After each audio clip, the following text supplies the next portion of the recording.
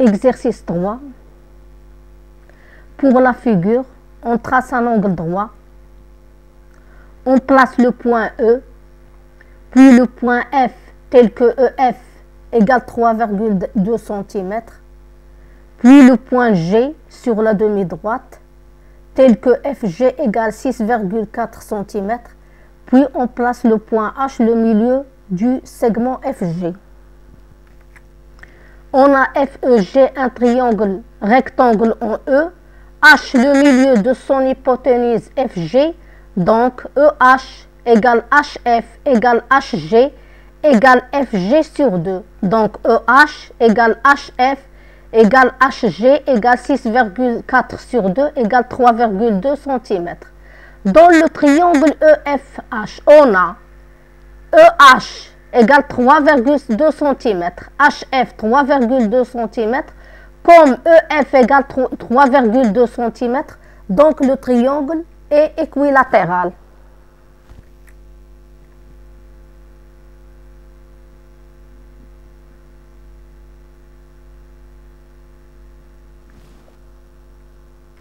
Passons à l'exercice 4. Pour la figure, ABCD1 losange. Donc, ces quatre côtés sont de même longueur. E est le symétrique de A par rapport à D. Déterminons la nature du triangle ACE. On a ABCD un losange. Donc, ces quatre côtés sont de même longueur. Donc, AD égale DC. On a E, le symétrique de A par rapport à D, signifie que D est le milieu de AE. Donc, DA égale DE. Dans le triangle ACE, on a D, le milieu de son côté AE, et DA égale DE égale DC, c'est-à-dire D est à égale distance de ses sommets AC et E. D'après la propriété réciproque, propriété 3, on a le triangle ACE et rectangle en C.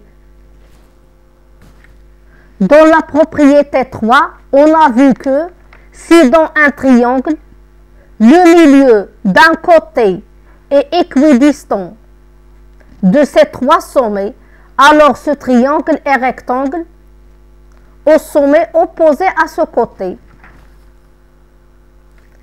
Montrons maintenant que BD est parallèle à CE. On a montré que ACE est un triangle rectangle en C. Donc, EC est perpendiculaire à AC. On sait que les diagonales d'un losange sont perpendiculaires.